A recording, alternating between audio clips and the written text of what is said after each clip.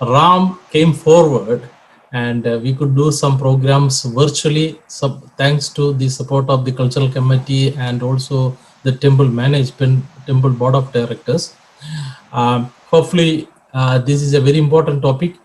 And I don't think that we need a big introduction on Mr. Ram Kaushik, because you all know several years Ram and Ram's family dedicated for a cultural committee and also for music. He was the chair of the cultural committee and also as a teacher, a Carnatic music teacher, and also running a YouTube channel dedicated on Carnatic music. Thanks. I have a special thanks to Ram for agreeing. This is the first event, and hopefully we can bring more programs in the future. And music, you know, I am a layman. Just enjoy the music, but you know there is a lot of creativity in the music, and that appears in technical terms, the improvisations, where the every music, every Carnatic or Hindustani music, when you hear again and again from different voices in different ways, they have some creativity built in. And also, each music has a language. That language communicate, which is an unbelievable thought, unbelievable feeling. And today we have Ram Kaushik. And I'm very thankful for the Ram Kaushik for agreeing for this program. And Dr. Reddy, do you want to say a few words, or Dr. Mahadevan, being our first program, if you want to say a few words, welcome to make some comments. Then otherwise I'll open the floor for Ram Kaushik. Yeah, just to open the floor, I do not have any comments. You have already spoken. Thank you. Thank you for initiating the program, okay? Thank you. I would like to maximize the time for Ram, so. Thank you. Okay. Great. Thank you all. I firstly thank you to the Cultural Committee.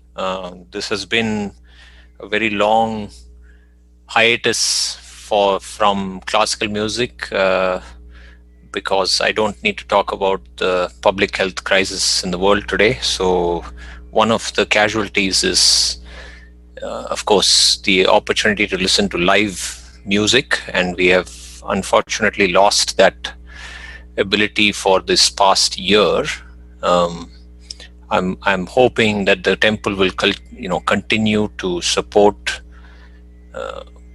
classical music and dance and all the wonderful artists around the world who are struggling today, because for people like me who are enthusiasts but who are not professionals, it's one situation, but there are others struggling to put money on the table, food on the table for their families. So I feel that it is our responsibility as music Rasikas to support the cause. So one request I would have to all of you is, there are many charities working to support the Indian classical arts during these tough times when artists are not able to earn.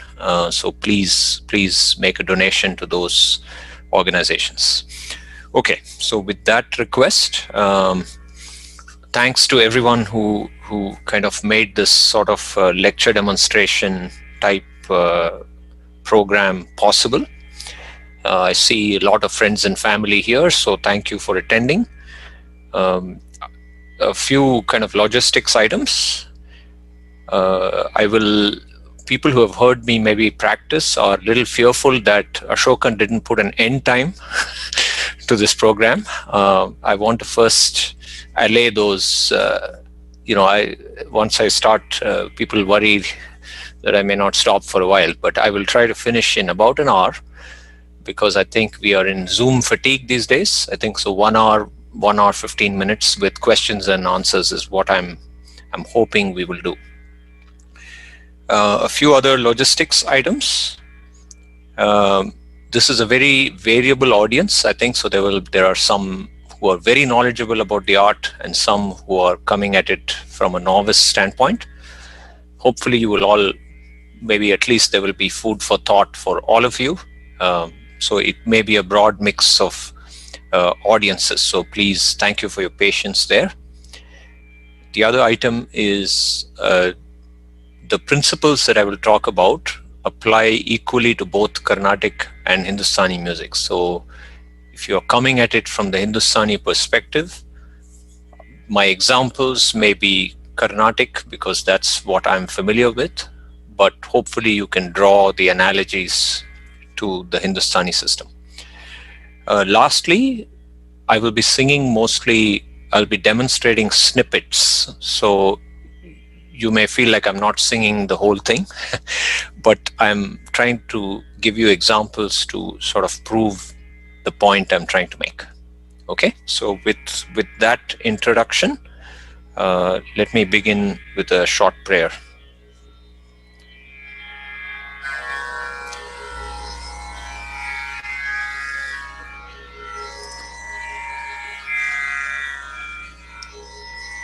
Can you give me an indication, Ashokan, that you can hear the Tanpura?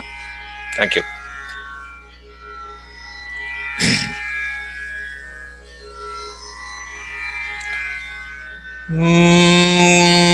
Gajananam Bhutaganadisevitam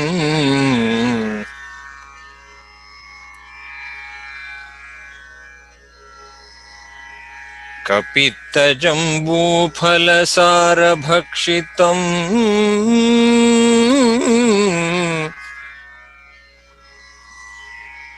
Gajananam Bhutaganadisevitam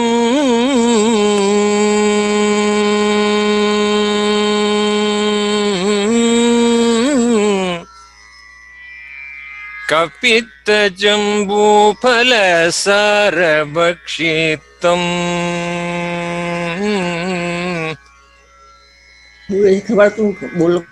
Umasutam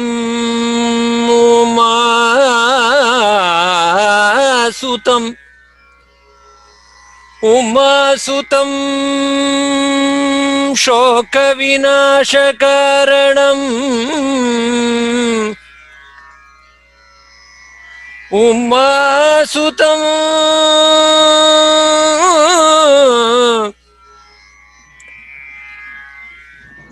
Shoka Vinashakaranam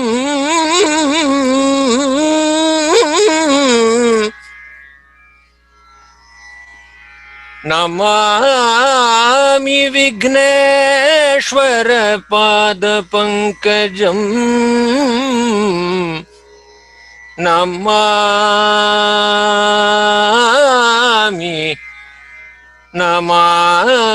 Vigneshwara Pada Pankajam Namami Vigneshwara Pada Pankajam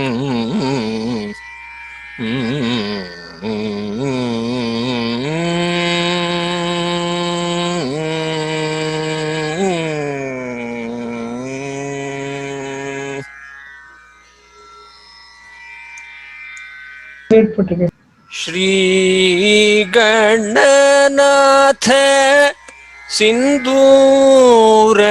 Varna Karuna Sagara Karivadana Lambodara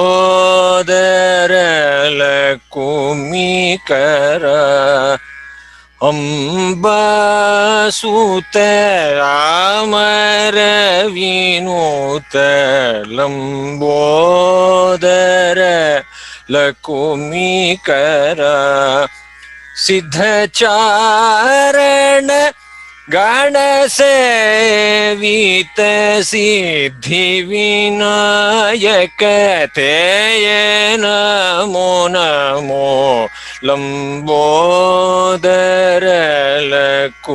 Lakumikara Sakala Vidya Adi Pujita Sakala Vidya Adi Pujita Sarvotama Theye Namo Namo Lambodhara Lakumikara Lambodhara Lakumikara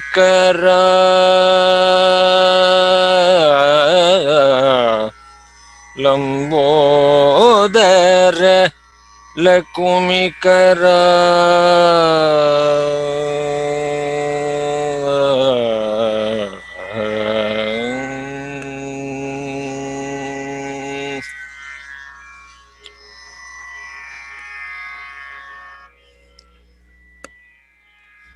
Okay.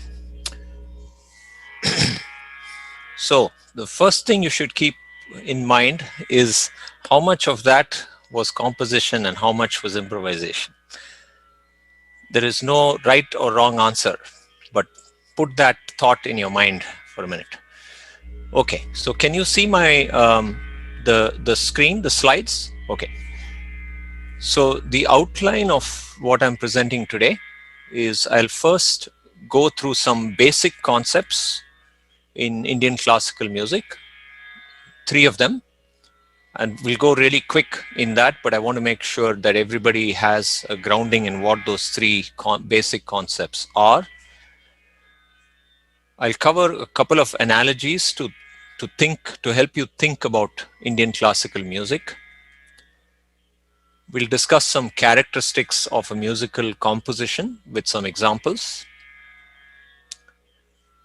And then we will look at improvisation as the other side of that coin. And then we'll look at the balance. How do musicians balance these 2 things?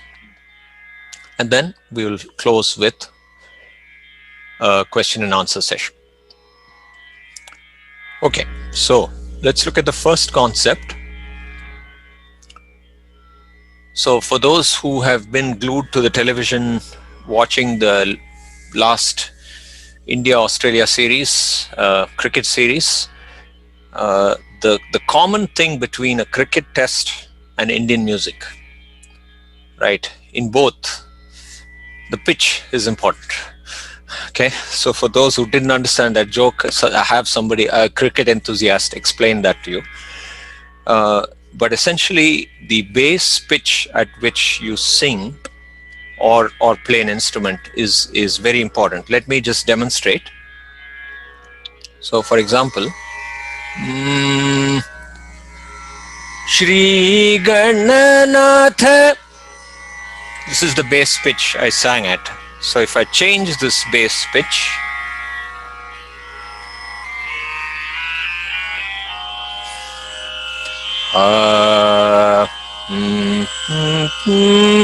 Shri Gananatha Sindhura Varna. This is a lot lower. Okay. Shri Gananatha. Let me go back to the original pitch.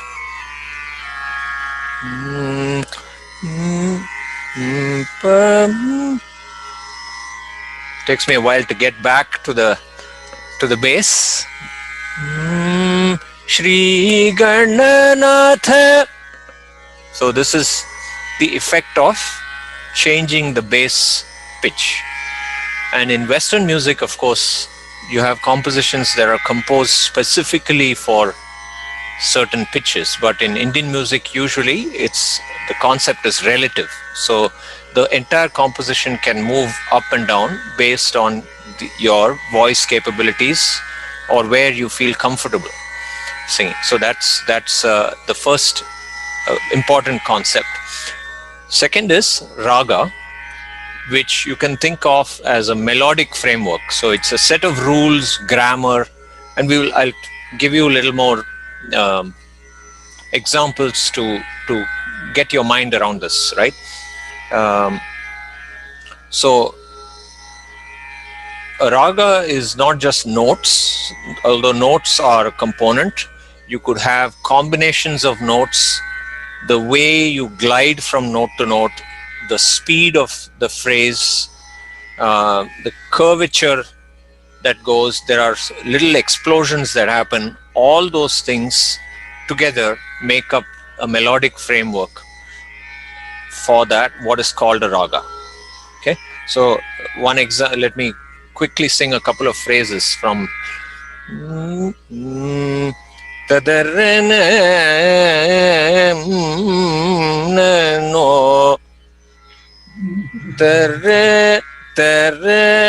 re pa. So the glide, how you sing that glide matters. The shake, the if you're a physics student, the amplitude of that shake matters, right? The frequency of that shake matters. All those things play into a raga.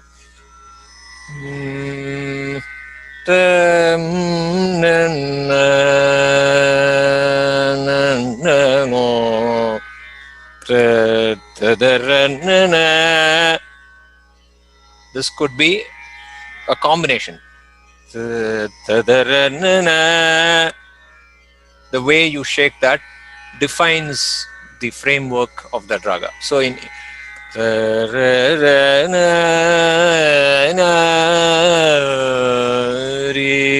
so I used the same notes, but the gliding was different, and this is now more attuned to a Hindustani style of rendition of this raga.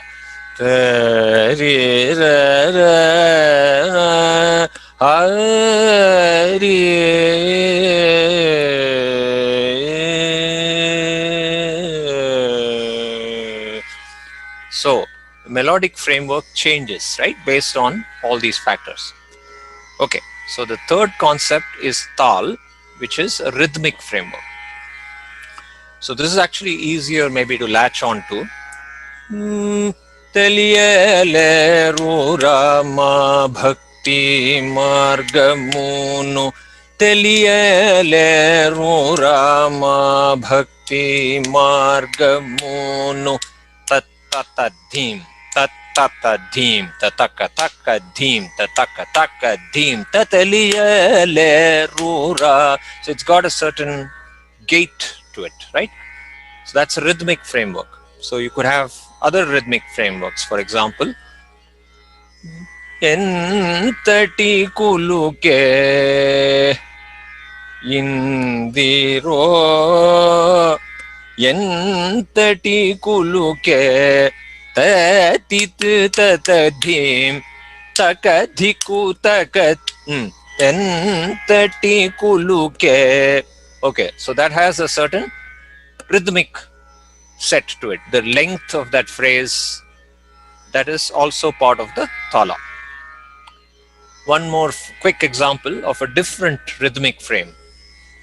Janani ninnu vina amba janani ninnu vina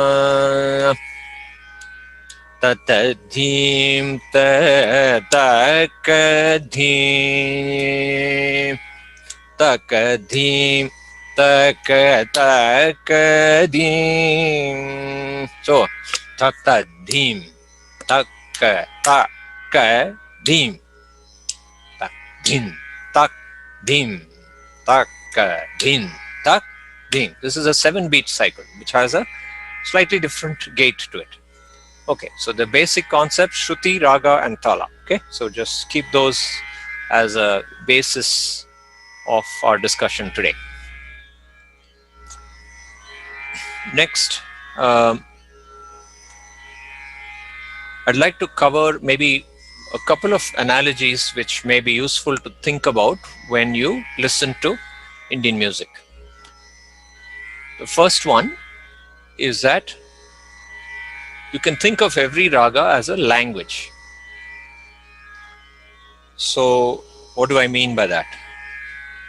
The language has certain rules, grammar, right? And there are books written in a particular language. Similarly, every composition is a book in that language, right?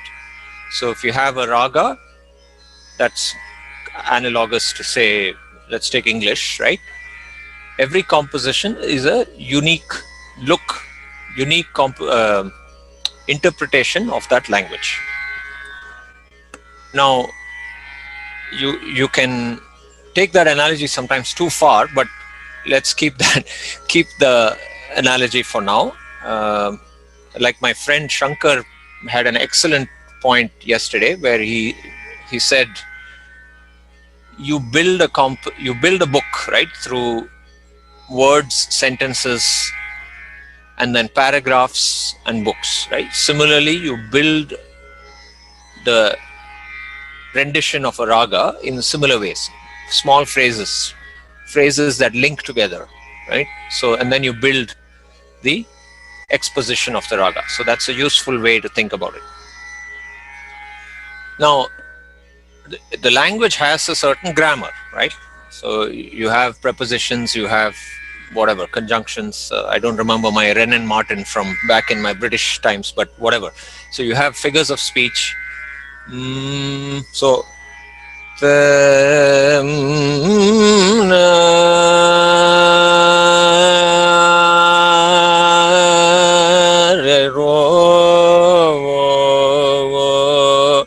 what did I do here?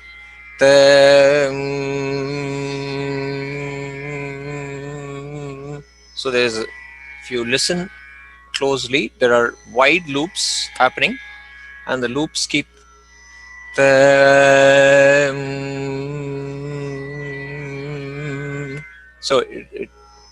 the circle sort of becomes smaller, right? So it's a sort of a spiral effect. So that is a certain shape in this raga. Now that shape is critical to the raga, right? So there are many such rules of shapes, curves. So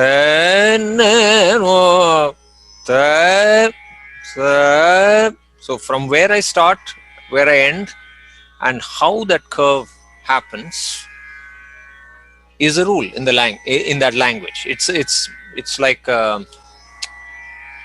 you can think of a poem, right? It's a way of expressing that language.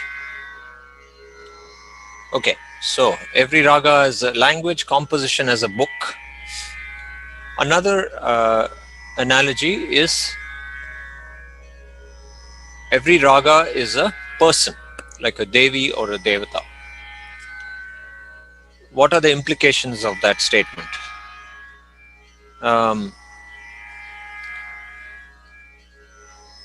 raga has a unique personality. So you can think of some person, right? They have a certain personality, and every composition has some interaction with that personality. You have conversation, you talk to that person, you get angry with that person, you maybe express love, right? So there is some interaction with that personality, and that is a composition. Let's take a couple of examples so I don't just keep talking and sing a little bit. So actually I was remembering a quote by the famous musician T. Brinda back in the early, I think it was probably mid 20th century, when the Music Academy of Madras started having lecture demonstrations. And now T. Brinda was a musician who let her music do the talking, right? She very quiet, would not, no conversation really, very deeply into her music. So she made a comment that in Tamil, Ipalla Sangeetat Vati Pesharalame. So for those who didn't understand, the comment is, I'm hearing that they are actually talking about music these days. So the point of that is, music is such a deeply spiritual and intense internal experience that she didn't want to talk about it of course, times have changed, so we have to explain things rather than so that people can appreciate it. But I just I was recalling that. Anyway, sorry for the digression. So every raga, analogies are raga as a language, raga as a personality. So if every composition is an interaction with the raga, let me give you maybe a couple of examples there. These are all compositions in the same raga, right? I'm going to give you 3 or 4 of these. I'm going to rattle them off, right? Tulasi Jaga Janani. So the Tyagaraja composition. So you can see it's low. Tulasi Jaga Janani stays in that lower octave. Same raga. Muruga, Muruga Yendral Urugado Undan Ullam. Mid-range, different rhythmic structure, same raga, right? So that's a different lens into that raga. Shri Raja Gopala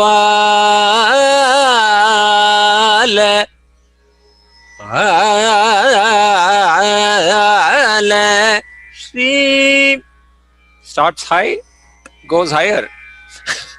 Okay, another lens, another interaction with that raga. Same raga, different compositions. Okay, so let's look at personality, for example. Let's look at the other idea of emotion or personality.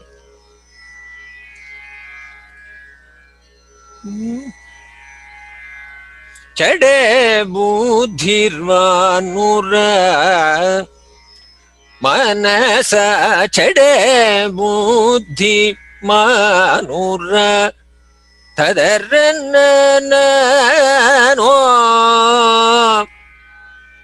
This raga is supposed to have viraras, which is determination, right? It's a what shall we say, a more aggressive.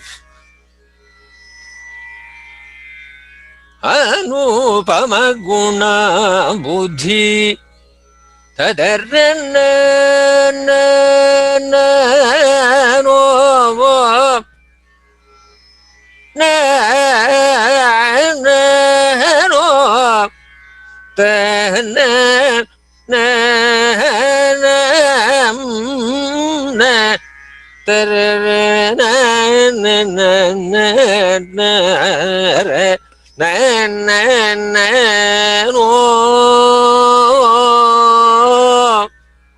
So this is a more brisk. So you can't sort of change of course, a different composition might handle this raga differently, but right now it's a personality that is aggressive, right? And determined to move. So, by the way, for those who are listening, I'm deliberately not telling you which raga these are. So you can play a little bit of guessing game on the side if you want. In the QA session, we can figure out what ragas these were. Okay. All right. So I'll leave you with these 2 analogies, and then we'll move to composition.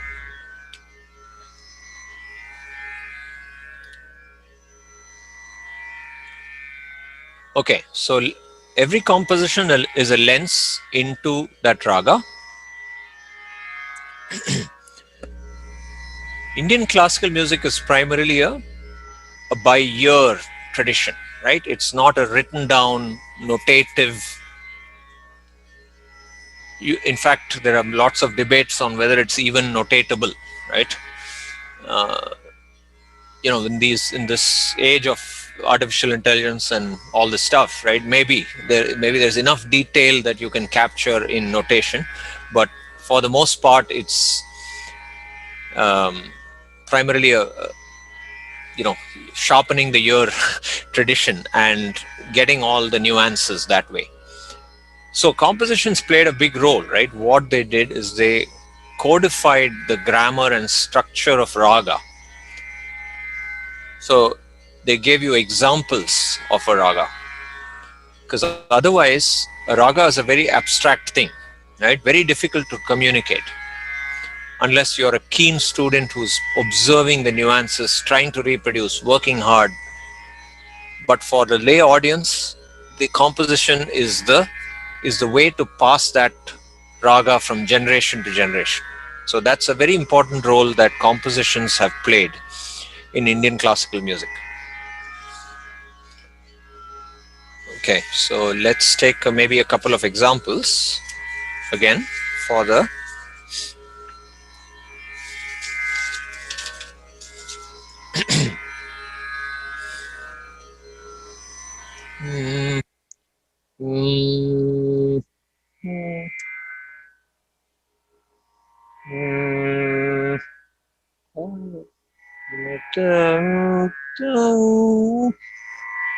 பாமரமே உனக்கு என்னடி பேச்சே, பாமரமே உனக்கு என்னடி பேச்சே, பாமரமே. So the scene is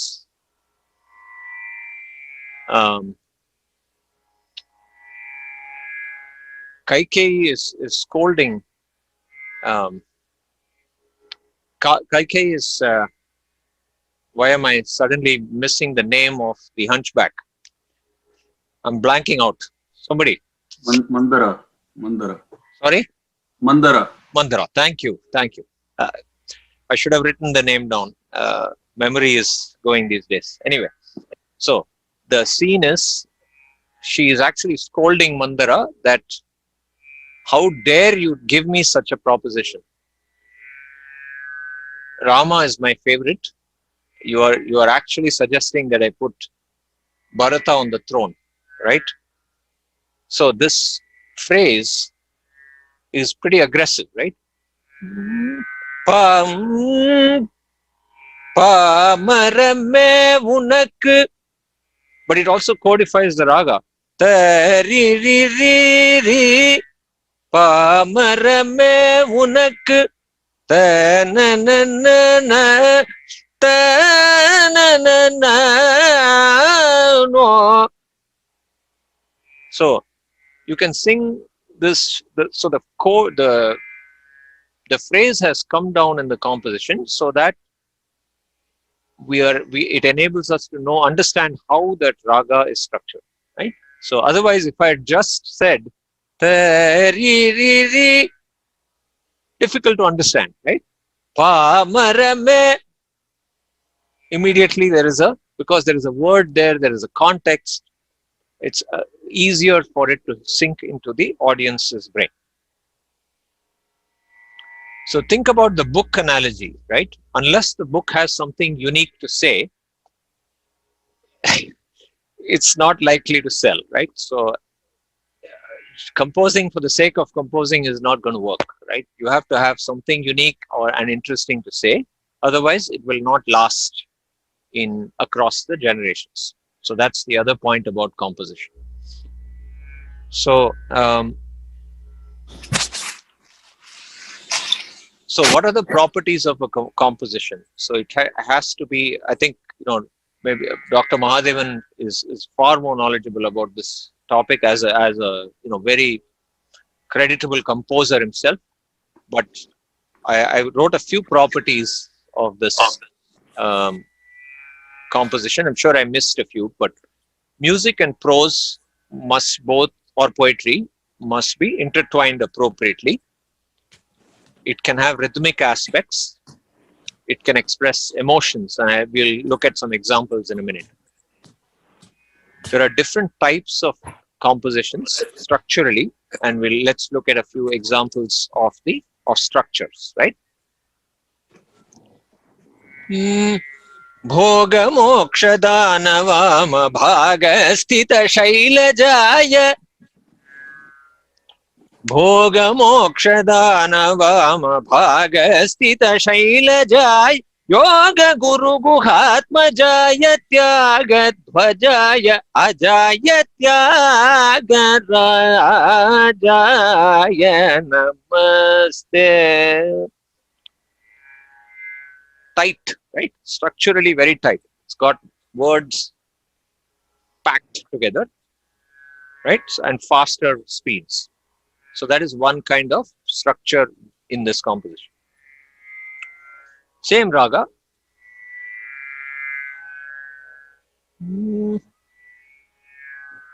Kana kana ruchini rupamu kakodara shayana rama kana kana ruchi nirupamu kakodara shayana rama kana kana ruchi.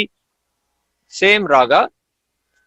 In the previous phrase I sang yoga moksha dana vama bhaga. So that was a kind of pact. This one kana kana ruchi leaves gaps, flowing, right? Different, structurally different, same raga. Okay, so let's look at examples of emotion. So there's this concept of navarasas, or 9 different emotions, and compositions can be used to convey any of those emotions. It could be a combination of those emotions as well. So let's take some examples. Actually, one of the problems I'm having in this is switching ragas quickly, because usually when you sing, you're deep into one raga. I have to come out, but okay, that's a good exercise.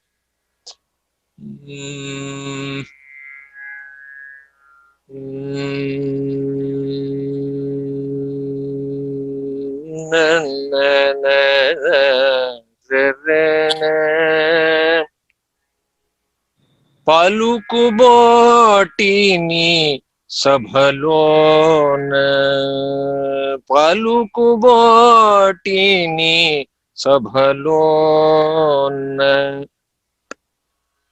So in this song, Tyagaraja is actually expressing disgust. He is actually scolding people who have very, what shall you say, mercenary motives, who are not godly. Palukubotini sabhalona. I won't sing the whole thing in the interest of time, but so disgust, an example there.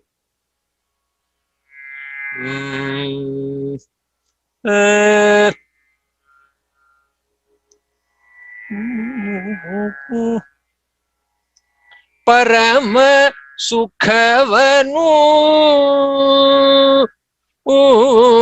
parama sukhavanu parama sukhavanu. What is the emotion expressed here? Very clear. Sukhavanu, right? Bliss. So another kind of emotion. I gave you one example before. Chede buddhi manura manasa chede buddhi manura manasa chede buddhi manura. What is the deal here? Determination, right? You could, there is, you could interpret it differently if you like, but that's generally my interpretation of what that is. One more last example of an emotion. Kantanodu chennu melle Kirimorin migavata ಕಾಂತನೋಡು Chennu ಮೆಲ್ಲೆ ಕಾಂತನೋಡು Chennu ಮೆಲ್ಲೆ ಕಿಳಿಮೊഴി ಸೂಚಮಿಗವದ.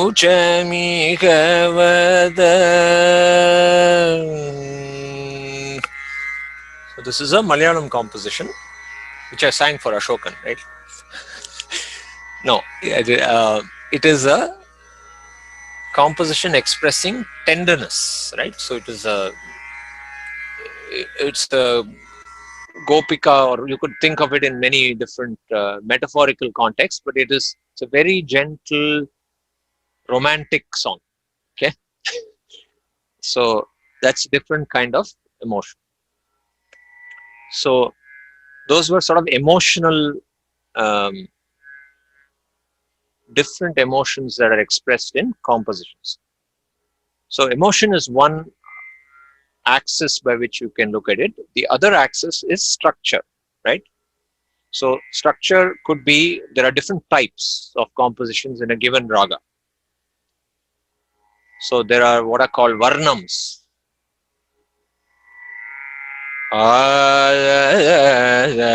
Viri bo vo vo ni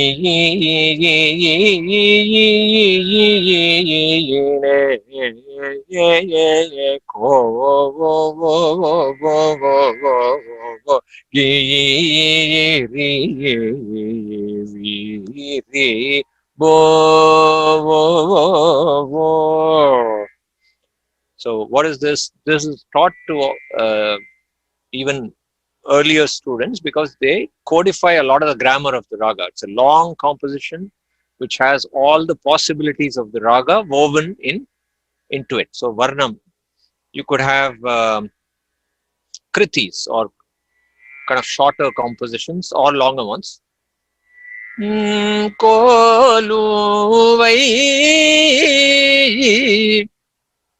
Same raga as what I sang before, Viriboni. So I'm singing different structures in the same raga. Okay.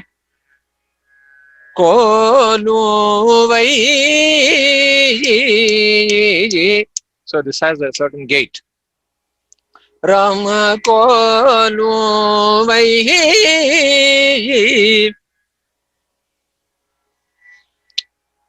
Bal Gopala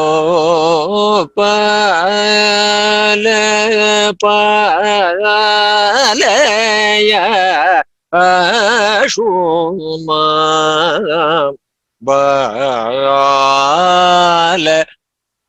Slow, drawn out composition, right? Very serious, meandering feel to it. Yelaradane kamini,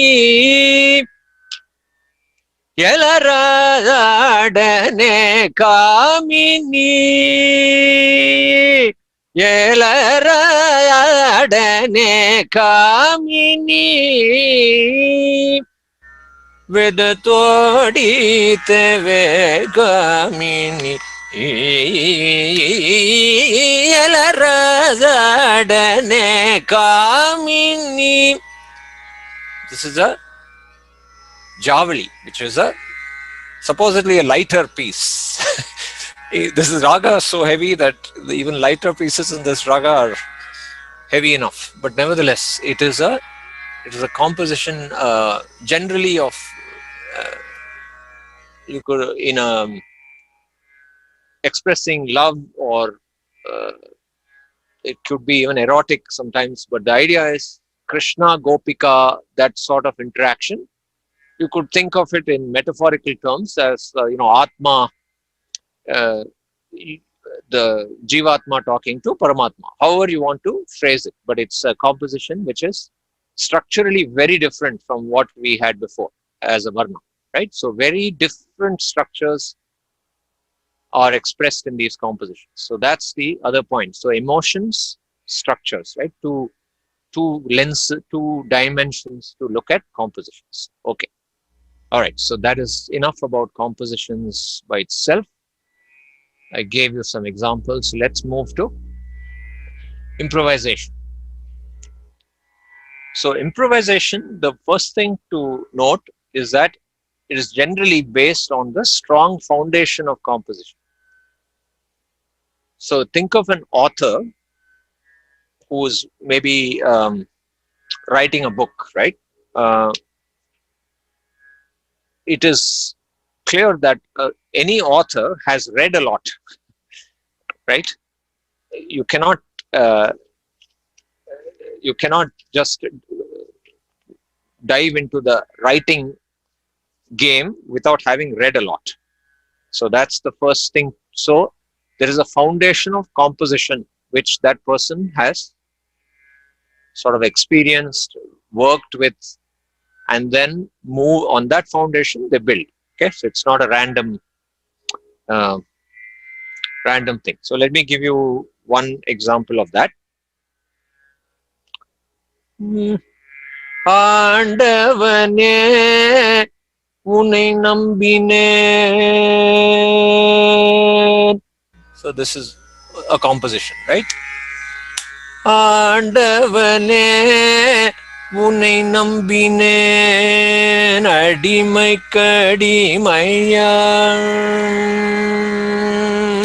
ஆண்டவனே.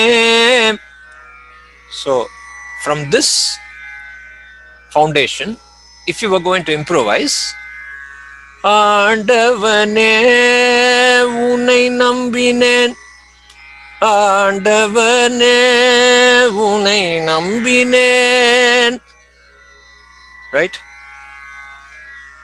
ஆண்டவனே உன்னை நம்பினேன். So what am I doing here?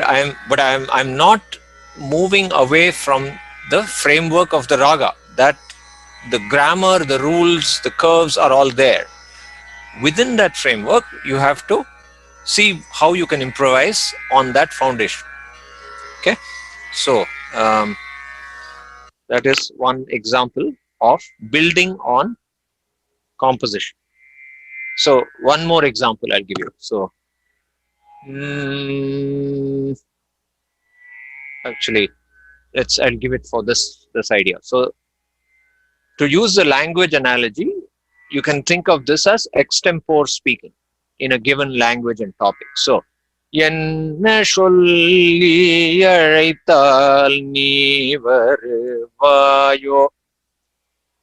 The meaning of this line is, how should I call you, O God, that will make you come. So it is a entreaty to the God saying, how many ways can I call you for you to actually show up? So I have to give more than one way, right? If I have to call God, then I cannot just have one way. என்ன சொல்லி அழைத்தால் நீ வருவாயோ. Okay, one way. என்ன சொல்லி அழைத்தால் நீ வருவாயோ. Second way. என்ன சொல்லி அழைத்தால் நீ வருவாயோ. Third way. I can keep going, right?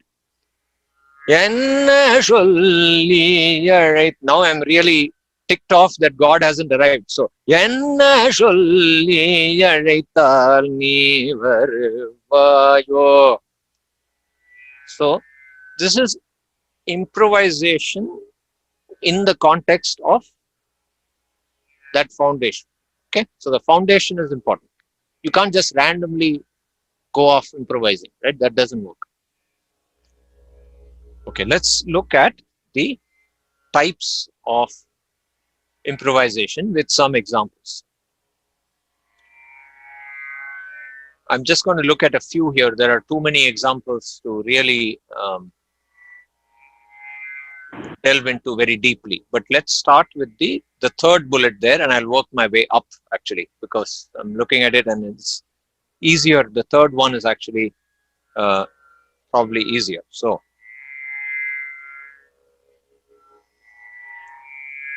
So what is called Swar Kalpana or Kalpana Swarams, depending on Hindustani may call it Swar Kalpana. Kalpana just means imagination. So Swar is notes, using notes imaginatively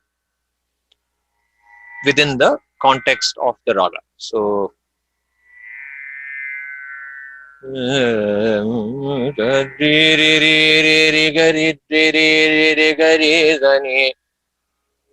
ni sari gari gari zani gari zani ni gari ga mama mama mama mama gari ga ma gari zani.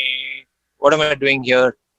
I'm using the notes of the raga and coming up with different combinations which are musical but follow the grammar of the raga. Is this prepared? No, definitely not. Right? I don't know what is coming right now. Right? No musician will know. They know the general structure of the raga. That's it. It's a new adventure every time you jump into this. Mama gari zani zari ga mama mama mama mama gari ni gari maga pa ma da pa ma gari pada ni zani ni zani ni zani ni zani ni da ni da ni da ni da pa da pa ma pa ma gari ga ma gari gari maga pa ma da ma ga pa ma da pa gari ga ma pa da ni da ma gari ga ma pa da ni zani da ma pa da ni zari ri gari zani ni zari gari zani gari ri zani ri ni za ni ri dani ga gari ri zani ri ni za dani ba ni da ba ma ke gari ri za ni zari ga ma ba da ni za ma ba da ni zari ga ma gari zani gari ni ri gari ni ni da ma da ni da ba ma gari ga ma da ba gari ni. So this is using notes in a very free flowing way. So this is called Kalpana Swarams. Second would be what is Niraval. Niraval is keeping the overall structure of a line and improvising on it. Veda shastra tattvartamu Teyelisi Veda shastra tattvarta Veda Shastra Tattvartha Munu Telisi. That is your line within a 16-beat cycle in a particular raga. So now how will you build on this? Veda Shastra Tattvartha Munu Telisi Veda Shastra Tattvartha Munu Telisi Veda Shastra Tattvartha. This is Niraval. So here there are words, right? There are words, there is tal, there is a structural aspect, but you're still improvising. The most abstract form is alap, right?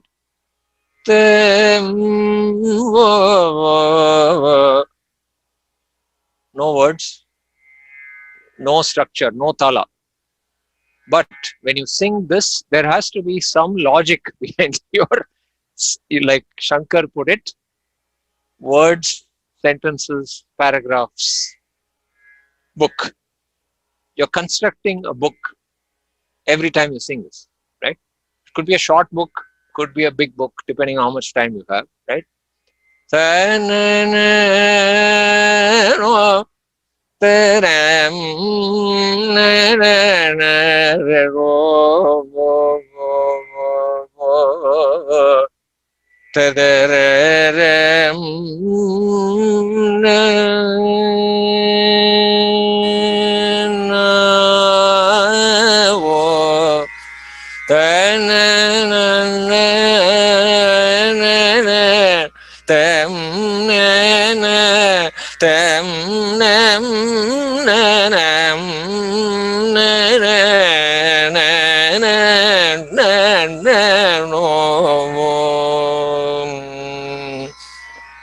Okay, so this is a little snippet of Alap.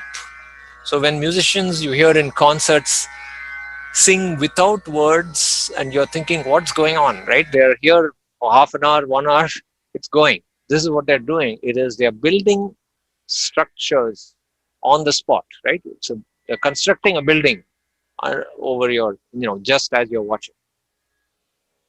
There are many more types. I'm not Pallavi and other things, so I'll keep it to these. So many aspects to improvisation. Okay. So how do these balance, right? That's the skill is how do you balance composition and improvisation? How do you strike that balance? So it's not one or the other. So when you listen to Indian music, you will have a blend of these two things. Now, different musicians may balance it differently, right? Some musicians may say these compositions are very sacred. I want a very high percentage of my musical output to be composition. And remember, there is always a little bit of play in this composition, right? There is always interpretation of composition. So there is a little bit of improvisation that always happens. But Indian classical music, by its very nature, is a spontaneous experience. So my view, personal view, you can disagree if you want, is there is always a high percentage of improvisation. Always. Right? So if you are singing preset compositions one after another, you are just accumulating volume in my mind, right? It's not. It is moving away from the spirit in which the adventurous spirit of Indian classical music.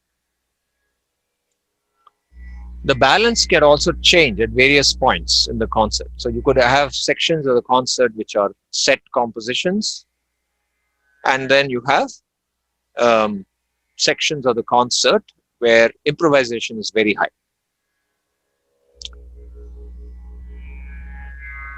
Okay, so another important point is that what is improvisation today can get codified. So I have a couple of examples. I'm sure the musicians in the audience can come up with many examples of this. But so Raga called Todi in Carnatic, very rich tradition. Thousands of years back, people have been developing compositions. More structurally has changed over the years, over the centuries, right? A lot of work has gone in. Great musicians, great composers. 20th century comes along. Kartikeya Gangeya Gauri Tanaya. The great composer of 20th century, Papanasham Shivan, composed this piece, right? Mal Marga Shanmuga Muruga Guha Magapadiyum Vidiyum Torumal Marga. So he came up with a new phrases in this composition if you look at the compositions before, in the 19th century, these phrases were not there. But what has happened is musicians who have mined the diamond mines for that century have been improvising on that raga, right? And Papanarsim Shivan, the genius of that composer, he codified some of these phrases in that composition. So what was improvisation became composition. Nija da savarada nidaga. I mean, from nowhere in Kalyani was not heard before in composition, but it has certainly been there as improvisation. So what is improvisation at a given point in time could easily become composition, and the reverse. Reverse is always true. We always build on compositions for improvisation. All musicians do that. Okay, so that's an important point to note, that the balance of improvisation composition is always a moving target, and composers are always inspired by new improvisations that they see. And this generation, every generation has very exciting musicians and who push the boundaries of what music is, right? And this younger generation, I mean, having watched the last 2 months of music season, hats off, right? For them, no door is, what shall we say? No door will be left unchallenged. So they will try it and see what diamonds they can mine. So I'm sure those will all become compositions in the future. So that's a final point that I wanted to make today. Okay, so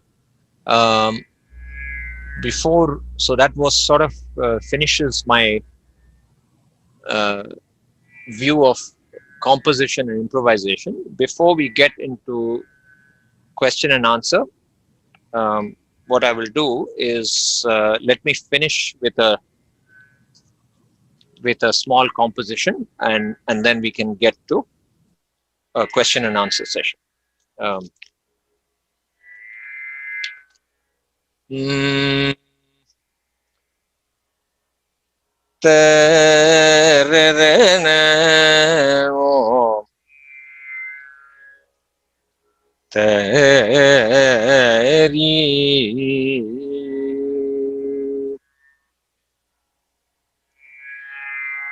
Shri Ramachandranukku Jayamangalam Nalla Divyamukha Chandranukku Shubhamangalam Marabhiramanukku Manuparandamanukku Marabhiramanukku Manuparandamanukku Marabhiramanukku Manuparandamanukku ஈராறு நாமனுக்கு ரவிகுல சோமனுக்கு ஸ்ரீராமச்சந்திரனுக்கு ஜெயமங்களம் நல்ல திவ்யமுக சந்திரனுக்கு சுபமங்களம் ஸ்ரீராமச்சந்திரனுக்கு ஜெயமங்களம்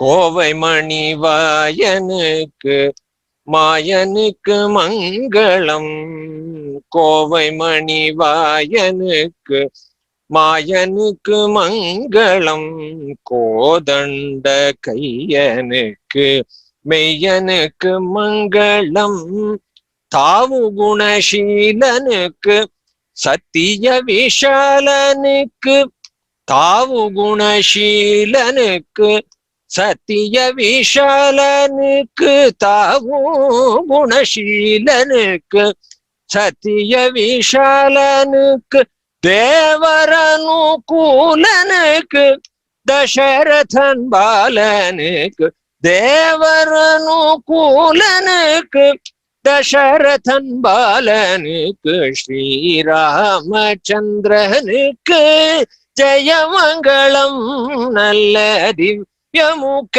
चंद्रनिक शुभ मंगलम श्री राम चंद्रनिक जय मंगलम शुभ मंगलम जय मंगलम.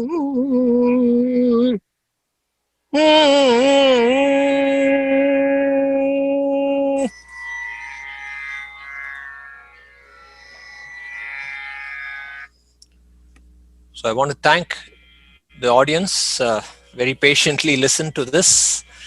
I hope you got something from it, and I my purpose is to share the joy of Indian classical music and get more people hooked.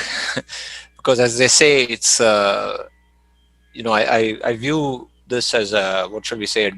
I hate to use the word disease, but basically, once you are hooked, there is it's an addiction, right? Because there is always treasures to mine. It's a constant journey, and it will enrich your lives, I think. So, with that, I want to thank Ashokan and the temple committee for giving me this opportunity, and I can open up the line for. I will try my best to answer any questions. Thank you, Ram. This is one of the difficult tasks, that when we switching from one swara to another so quickly, especially when getting into different ones, not like a concert program, it's one of the difficult tasks for a musician. Thank you for undertaking this responsibility. So let's take, you can unmute yourself and ask any questions you have, or you can type it in the chat room. Either way is fine. Ashokan, there's already some questions in the chat. Okay.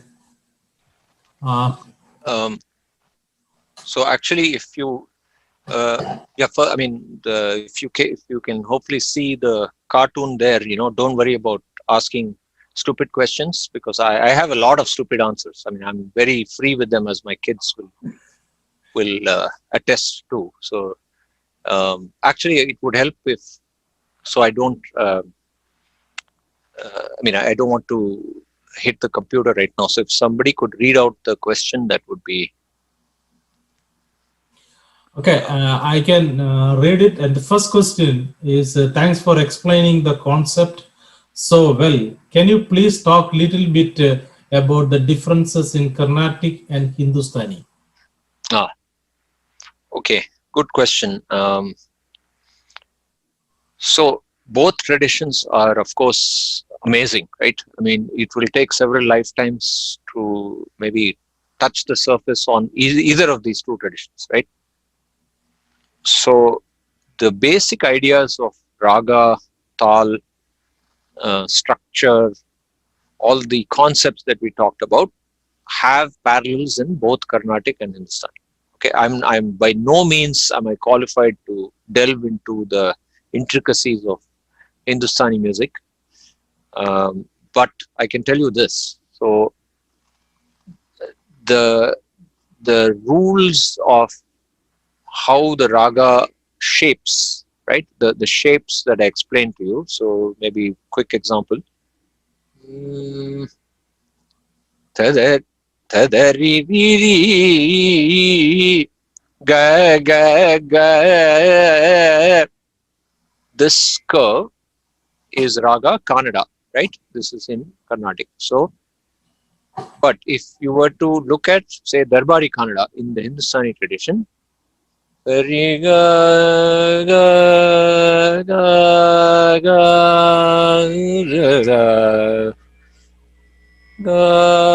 that the curvature of that same note, mari, there are veena players in the audience, mari, that's essentially, it is not even, sometimes not even touching the note it is saying, right?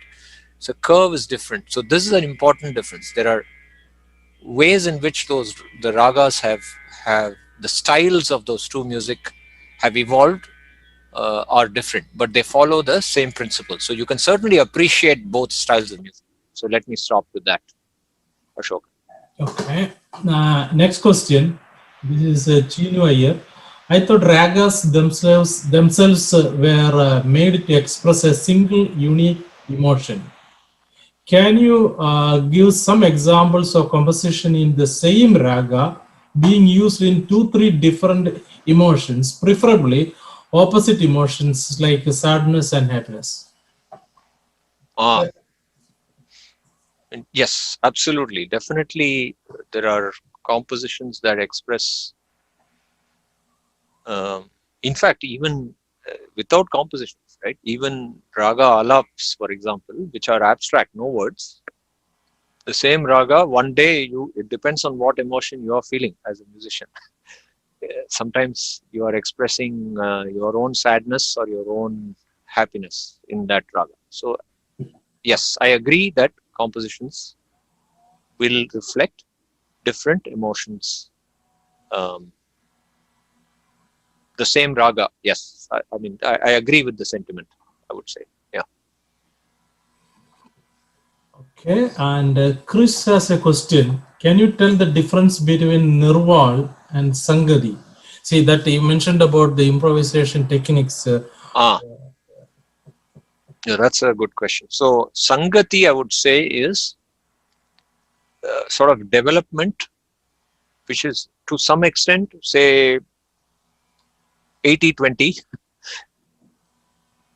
pre-done, right?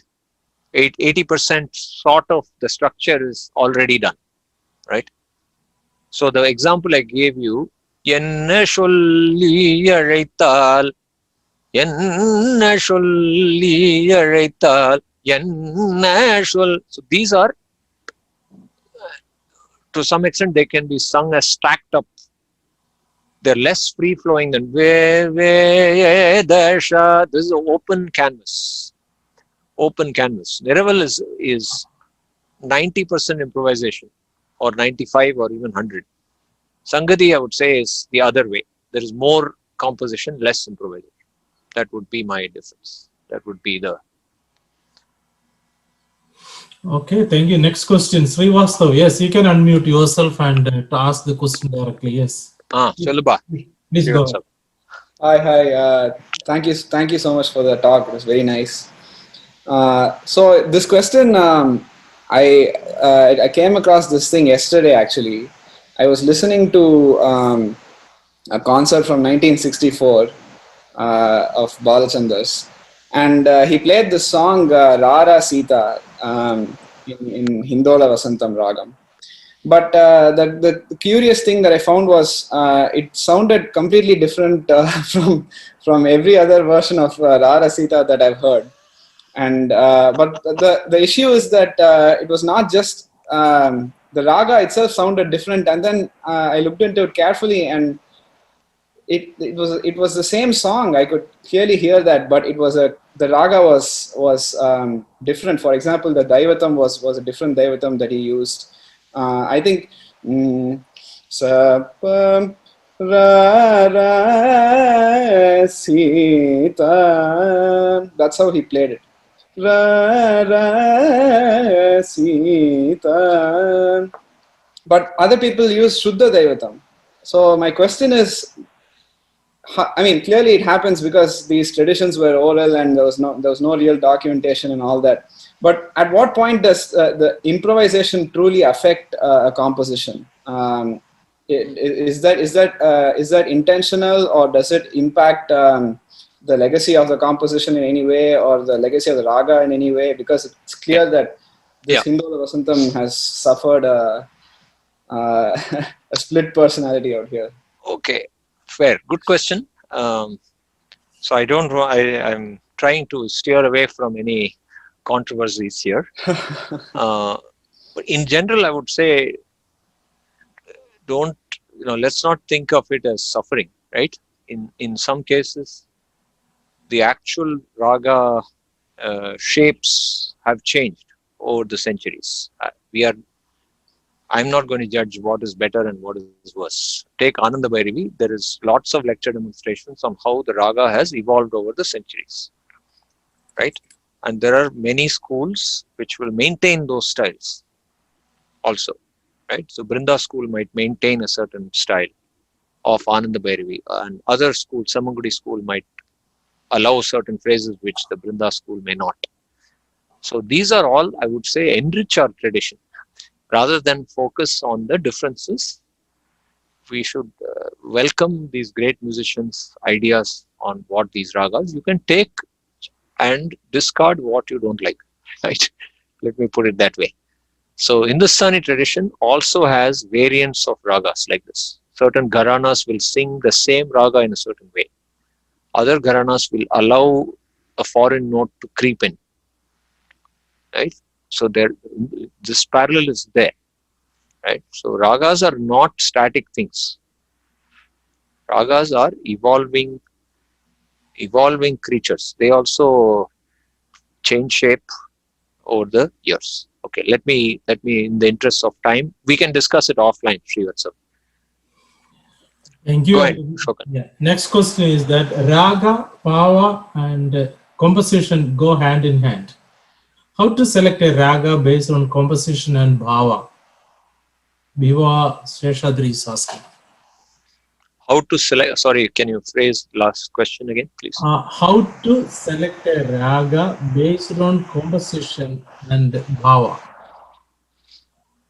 Okay, yeah, this is a deeply personal choice, I think. So I think it sort of depends on your aesthetics, whether you like. So, for example, there are some ragas which I can listen to on an instrument, like a violin or maybe a flute, for example. Some ragas are very apt for that instrument, but I'm not going to sing them, right? Firstly, because I cannot sing them. The speeds at which they operate are not something that maybe my voice can do. So you have to look at compositions and ragas based on your individual aesthetics. So I will leave it at that. Okay. So there is no hard and fast rules on these emotions or choice of compositions. I hope that not a great answer, but I hope that at least gave some context. Okay, a related question related to one of the previous answers.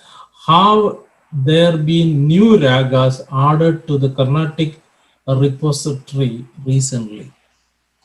How were they added? Is that the question? Or is there anything? No. How they are being added? No, he's asking, Lakshmi Reddy is asking, have there been new ragas added recently to the Carnatic repertoire? Yeah. I'm sorry. This is Rukmini from San Diego. I'm Mira's friend. Okay. So my question is, how do you come up with a new raga, for example? And how have there been new ragas added? You know, are these like, are we sticking to the traditional ragas? You know, that's okay. Great question. Yeah, excellent question. So I probably didn't cover this because I was trying to stick to topic and not, because you can talk for, there are so many different topics in music, but your point is a good one. So consider, for example, a great composer like Tyagaraja Swami, right? Chinnana dena chaipati tive chinnana dena. So sariga masa sapama chaipa paga. This is a variant of Kararapriya. So before Tyagaraja, this raga did not exist. This is one of the ragas. After Tyagaraja also, no work has been done in this raga, right? But his genius was he found a strand of the raga which to him represented a unique entity. So his greatness and his inspiration enabled him to create that raga. I am not even going to. There is enough work to be done in for me for the foreseeable next few births. I'm okay. I think I'm with the existing. So how are ragas created? Inspiration.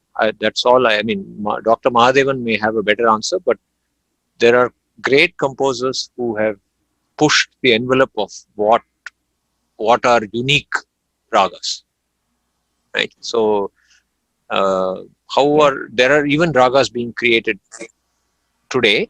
Some of them stick and some of them die, right?